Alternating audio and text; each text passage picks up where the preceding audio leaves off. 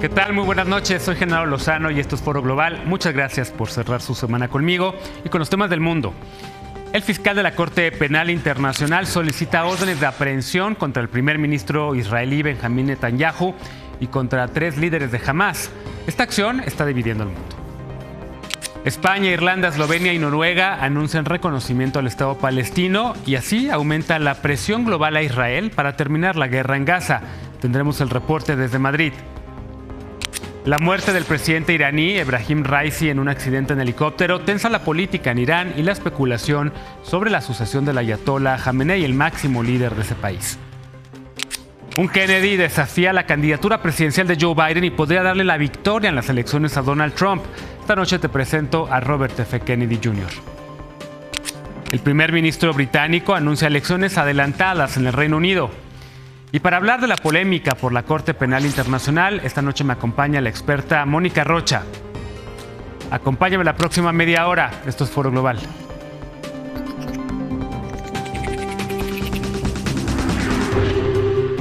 Comenzamos ya con los temas de la noche. La Corte Penal Internacional es el máximo tribunal del mundo y juzga crímenes de guerra y de lesa humanidad. Su fiscal general, el británico Karim Khan, solicitó órdenes de aprehensión contra el primer ministro de Israel, Benjamín Netanyahu, y contra el secretario de Defensa israelí, esto por usar el hambre como un método de guerra contra la población palestina y por otros crímenes de guerra. El fiscal también pidió órdenes de aprehensión a 3 líderes de Hamás, a ellos por exterminio de civiles, por violación y por agresiones sexuales como método de guerra. Desde Londres, el corresponsal Horacio Rocha nos tiene los detalles. Desde hace meses se había advertido de la posibilidad de acusar de crímenes de guerra a las 2 figuras más prominentes del gobierno de Israel, su primer ministro Benjamín Netanyahu y Yoav Gallant, su ministro de Defensa. Gallant dijo poco después de los ataques de Hamás del 7 de octubre que había ordenado un asedio total a Gaza. No habrá electricidad, ni comida, ni gasolina, todo estará cerrado. Luchamos contra animales humanos y estamos actuando de acuerdo a ello, dijo. Palabras que lo persiguen desde entonces. Ahora, esto es una realidad. El fiscal jefe de la Corte Penal Internacional solicitó ya esas órdenes de detención, a pesar de fuerte presión de no hacerlo, a pesar de amenazas. International law and the laws of armed conflict apply to everyone. No foot soldier, no commander, no civilian leader, no one can act with impunity. Nothing on earth can justify willfully depriving human beings, including women and children, babies, the old and the young, of the basic necessities required for life. La respuesta de Israel no se hizo esperar. El británico Karim Khan fue acusado por Netanyahu de ser uno de los más grandes antisemitas de nuestros tiempos. The prosecutor's absurd charges against me and Israel's defense minister are merely an attempt to deny Israel the basic right of self-defense. And I assure you of one thing, this attempt will utterly fail.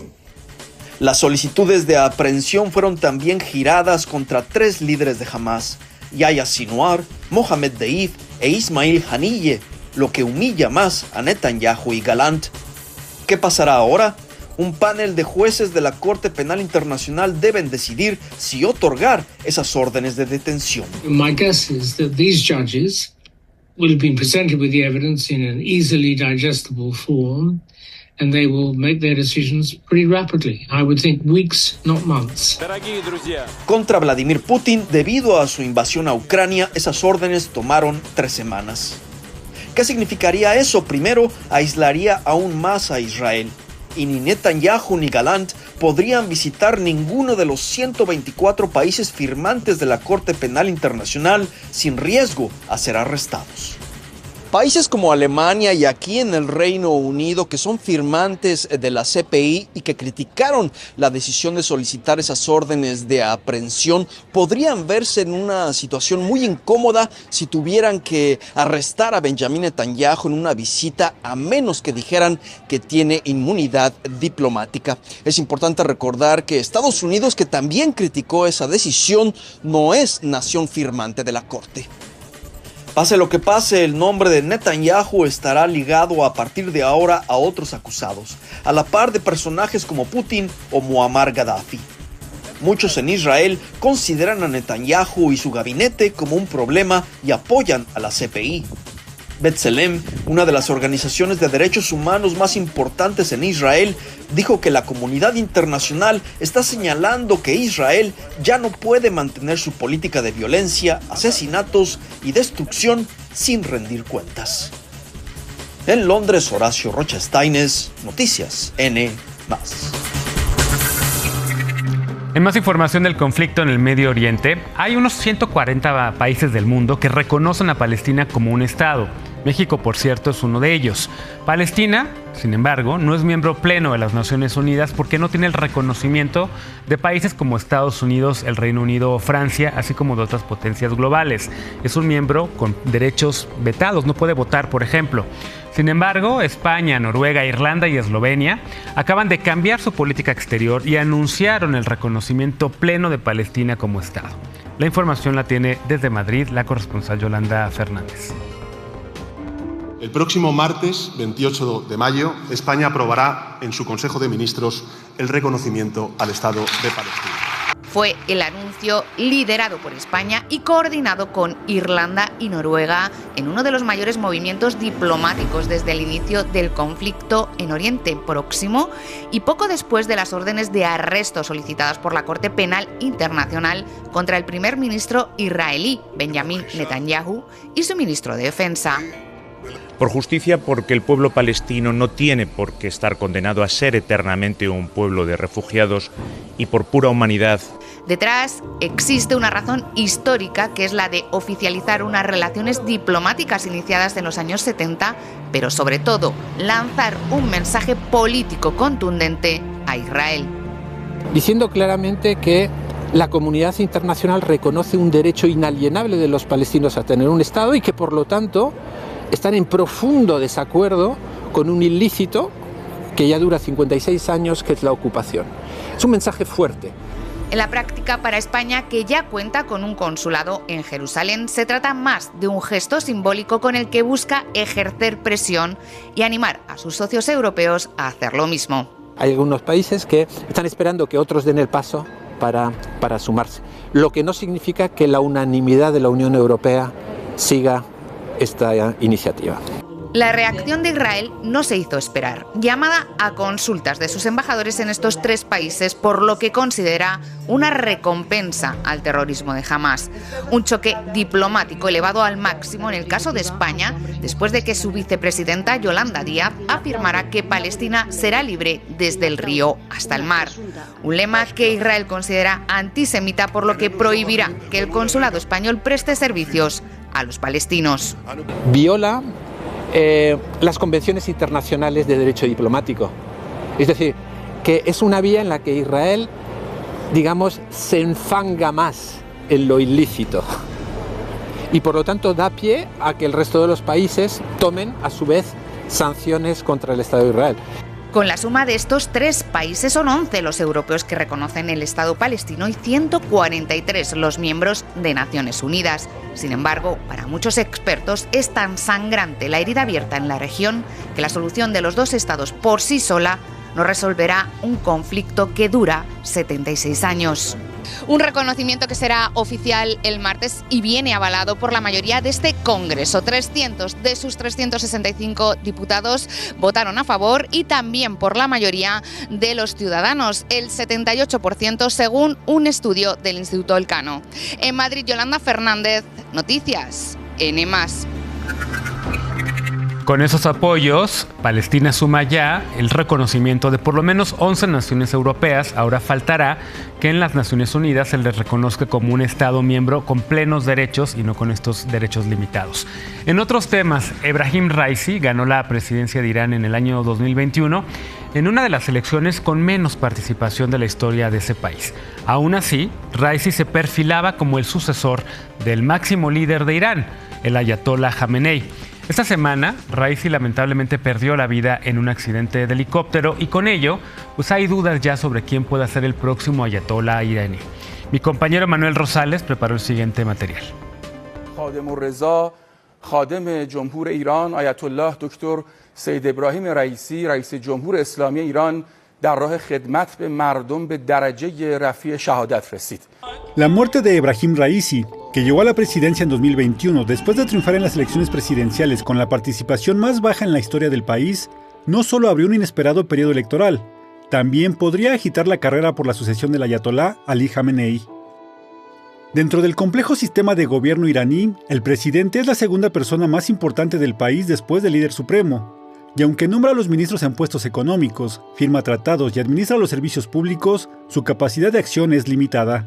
همونطور که رهبری فرمودن هیچ گونه چالشی در کشور به وجود نخواهد اومد، جایشون واقعا خالی خواهد بود و ما دلتنگ ایشون خواهیم بود، اما مطمئنم که کسی جرأت نخواهد کرد این حجم عظیم رو ببینه و به خودش جرأت بده که حتی متعرض کشور ما بشه. Tras confirmar su fallecimiento y de acuerdo con la Constitución, el ayatolá Ali Khamenei dio su visto bueno para que Mohamed Mokber, vicepresidente primero, asumiera el cargo de presidente interino y convocara a elecciones presidenciales que se realizarán el 28 de junio. De acuerdo con el calendario anunciado, el proceso queda de la siguiente manera. Del 30 de mayo al 3 de junio, aquellos que aspiran a la presidencia deben registrarse ante el Consejo de Guardianes de la Revolución, un órgano integrado por 6 juristas designados por el jefe del Poder Judicial y 6 clérigos nombrados por el líder supremo, que son quienes deciden quiénes serán los candidatos. Se espera que el Consejo de Guardianes dé a conocer la lista final el 11 de junio, por lo que un día después comenzará el periodo de campañas, que culminará el 27 de junio, solo 24 horas antes de la jornada electoral. انشالله رئیس جمهوری که در 50 روز آینده قرار انتخاب بشه مجبوره که خط مشیشون رو ادامه بده. طبیعتا اگه بخواد خلاف خط مشیشون حرکت بکنه یا کم کاری بکنه از سوی مردم پذیرفته نیست و مردمش رأی نمیدن. Por ahora no está claro quiénes podrán aspirar a la presidencia. El artículo 115 de la Constitución establece que el presidente debe ser electo entre la élite religiosa y política y debe cubrir 5 requisitos que son ser de origen y nacionalidad iraní, ser un administrador experimentado, tener buenos antecedentes, ser digno de confianza y virtuoso, y por último, ser un creyente de los principios de la República Islámica y de la doctrina oficial del país. En Irán no hay partidos políticos y las candidaturas se presentan de forma individual. Lo que marca la diferencia entre los candidatos es su corriente ideológica, entre los conservadores afines al régimen y los reformistas que buscan una apertura. انشالله به حول قوه الهی مردم همت میکنن، مردم با مصلحت و با تدبیر یه شخص اسلح مثل آقای رئیسی دوباره انتخاب میکنن. کشور ما کشوری نیست که با نبود یک شخص اسلح برکنار بشه و افول کنه. Pero la elección del presidente no es la única preocupación del régimen. El líder supremo de Irán, Ali Khamenei, tiene 85 años y sus problemas de salud se han acrecentado, por lo que es muy probable que la Asamblea de Expertos, integrada por 88 personas que fueron electas en marzo para un periodo de 8 años, tenga que designar a su sucesor. Ebrahim Raisi usaba un turbante negro que lo distinguía como un Seyyed, es decir, un descendiente directo del profeta Mahoma, y era un firme candidato para convertirse en el siguiente líder supremo. Su muerte genera incertidumbre y la posibilidad de que Khamenei herede su cargo a su hijo Mojtaba, algo que podría simbrar al régimen iraní. Emanuel Rosales, Noticias N+. Vámonos ahora a la elección de Estados Unidos. Allá hay un Kennedy desafiando al presidente Biden en su búsqueda de la reelección a la Casa Blanca. Se trata de Robert F. Kennedy, o RFK como le llaman. Él es un demócrata que ha sido antivacunas, lo fue durante la pandemia de COVID. Es un ecologista que está concentrando el apoyo de los jóvenes demócratas, los que están muy desencantados con el presidente Biden por su apoyo a Israel en la guerra en Gaza. Mi compañero Valentín Cataldo nos presenta a cabalidad a este hombre que está desafiando a su propio partido. El candidato independiente Robert F. Kennedy Jr. ha logrado lo que ningún otro aspirante de un tercer partido en décadas. Here to declare myself an independent candidate. El promedio de encuestas del sitio Real Clear Politics indica que poco más del 10% de los electores registrados tienen la intención de votar por él en noviembre. Kennedy, quien inicialmente buscaba ser el candidato de los demócratas, cuenta con el apoyo de los votantes más jóvenes. Casi el 20% de aquellos de menos de 30 años lo apoyan, así como el 15% de los hispanos. Justo este grupo es el que preocupa al Partido Demócrata, que según el diario The New York Times usualmente estaría más inclinado hacia el partido de Joe Biden. Algunos analistas políticos en Estados Unidos apuntan a que la popularidad de Kennedy está relacionada directamente con su estrategia en redes sociales y por su comunicación y conexión efectiva con su base. En esta contienda, alrededor del 17% del electorado consume sus noticias en las distintas plataformas. Robert Kennedy, de 70 años, es miembro de la dinastía política más famosa de la Unión Americana. Su tío era el presidente John F. Kennedy.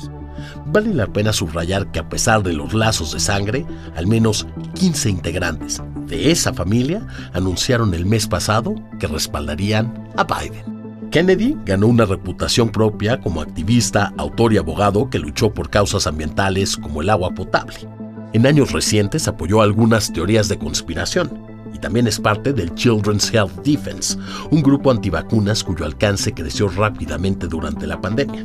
Este candidato se identifica como un hombre que dice la verdad y tiene una historia de lucha por la clase media contra intereses poderosos.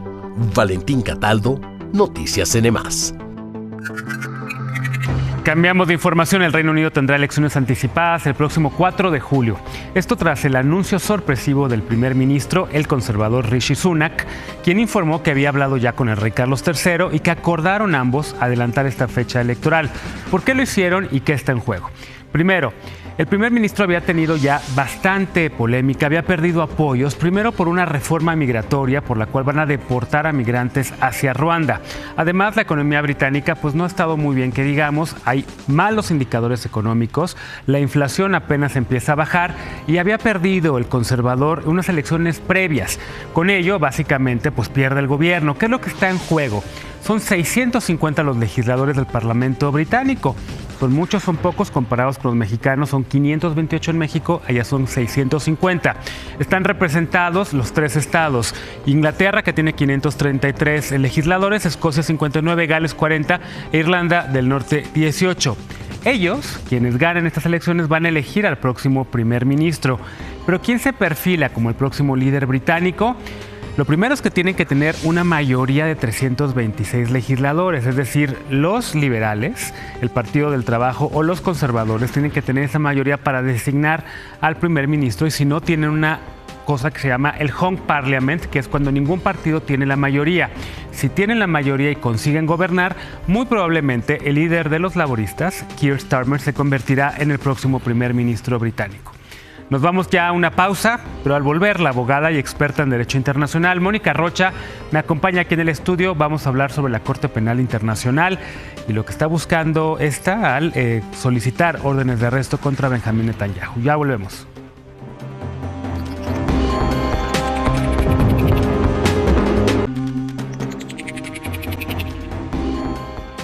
Estamos ya de regreso en Foro Global. Gracias por continuar con nosotros. Le doy la bienvenida esta noche a la doctora Mónica Rocha Herrera. Ella es catedrática de Derecho Internacional y también de Derecho Penal Internacional en la FES Acatlán de la UNAM y de la Universidad Externado de Colombia. Además, trabajó en los tribunales de Yugoslavia y de Ruanda en los años 90, justamente para analizar lo que está ocurriendo, Mónica, ahora con la Corte Penal Internacional y estas órdenes de aprehensión que solicita el fiscal Karim Khan. ¿Cómo estás? Buenas noches. Hola, ¿qué tal, Genaro? Muchísimas gracias por la invitación. Encantada de estar aquí. Al contrario. Oye, primero, la Corte Penal Internacional. Creo que hay muchas dudas en México. No se entiende bien la importancia de esta Corte. ¿Por qué una Corte así puede solicitar órdenes de arresto contra el primer ministro de Israel? Así es.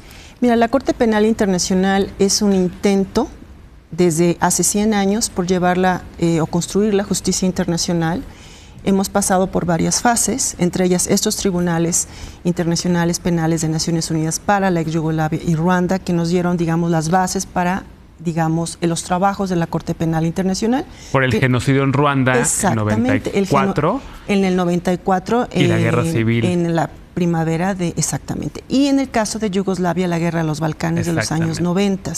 Entonces, todo esto, digamos, dio las bases para los trabajos cuando se funda la Corte Penal Internacional, que entra en operaciones en el 2002, digamos, el Estatuto de Roma con el cual se regula, pues, digamos, adoptado en 1998. Y esta Corte, digo, aunque no está obligada a tomar los trabajos de otros tribunales, sí absorbe la jurisprudencia. Entonces, la Corte Penal Internacional se basa mucho en el espíritu también de Nuremberg, los grandes responsables de los crímenes más graves. Claro. Y respondiendo a tu pregunta, por supuesto, ¿quiénes son los mayores perpetradores? Pues son los líderes. Líderes que pueden ser tanto, sí, estás hablando de primeros ministros, presidentes, incluso en funciones, eso es algo bien interesante, hasta podemos hablar de líderes de movimientos de liberación nacional, claro, de grupos rebeldes, etcétera, ¿no? Como hay varias situaciones de apertura de investigación abiertas.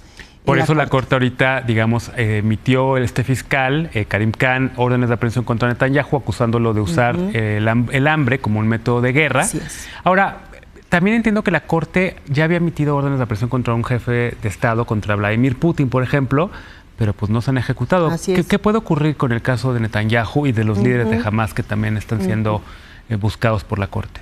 Bueno, si tú tomas el caso específico de la Corte Penal Internacional, pues debemos pensar un poco también en Sudán. Hay una orden de aprehensión en contra de su expresidente y no lo han podido capturar. Hay muchas razones, sobre todo de tipo político, ¿sí? En el caso de Sudán. No son buenas noticias para la Corte Penal Internacional. Sí, tenemos una orden de aprehensión en contra de Putin, lanzada por Karim Khan, bueno, digamos solicitada a la Sala de Cuestiones Preliminares y concedida.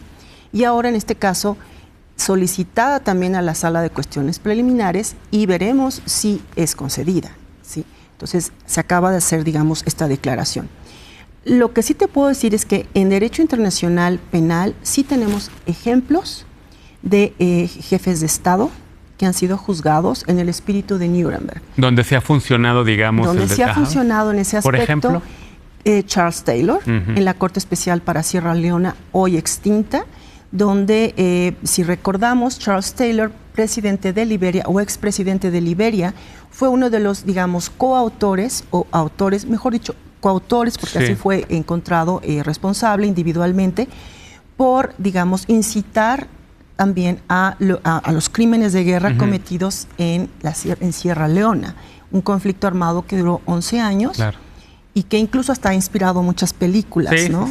Ha inspirado, y entonces él fue juzgado como justamente pues perpetrador, ¿no? Autor de estos crímenes de guerra, básicamente el reclutamiento de niños soldado. De niños soldado, que también creo que las primeras órdenes de aprehensión contra un jefe de Estado fue contra un presidente congolés por el mismo tema, ¿no? Sí. Exacto, y también en la ex Yugoslavia, Milosevic. Exactamente. Sí. Ahora, ¿y qué ocurre, por ejemplo? ¿Qué va a pasar con Netanyahu? Si se emiten estas órdenes de aprehensión al final, ¿podría venir a México, por ejemplo, o viajar a un país que haya ratificado este Estatuto de Roma? Mira, hay obligaciones por parte de los estados suscriptores en el Estatuto de Roma y donde el principio de no dar asilo a presuntos criminales es básico y es una obligación con la Corte. ¿Qué quiere decir? Que si hay una orden de arresto que es concedida por la Sala de Cuestiones Preliminares, entonces, si alguno de estos perpetradores, presuntos perpetradores, pues está en alguno de los territorios donde estos estados son parte del Estatuto de Roma, los deben extraditar. Los deben extraditar justamente a la Corte Penal Internacional. O sea, México estaría obligado, por ejemplo, a entregar a Netanyahu o a los líderes de Hamas si vinieran aquí a México. Está obligado, por supuesto. Nosotros somos parte del Estatuto de Roma y como estados suscriptores tenemos esa obligación, porque te digo, el principio que viene desde Nuremberg es que estos perpetradores, líderes, porque para cometer crímenes de esta naturaleza se necesita un gran poder. Entonces, la idea es ir, y esto es algo muy importante de los tribunales internacionales, ellos van a ir a buscar a estos grandes perpetradores. A veces se piensa que la Corte Penal Internacional debe ir a juzgar cualquier caso. No, lo que le toca a ella es muy poco. Es muy poco y sobre todo se centra en los grandes responsables. ¿Sí? Lo demás le toca al Estado. Y finalmente, Mónica, si Netanyahu fuera a Estados Unidos o al Reino Unido, por ejemplo.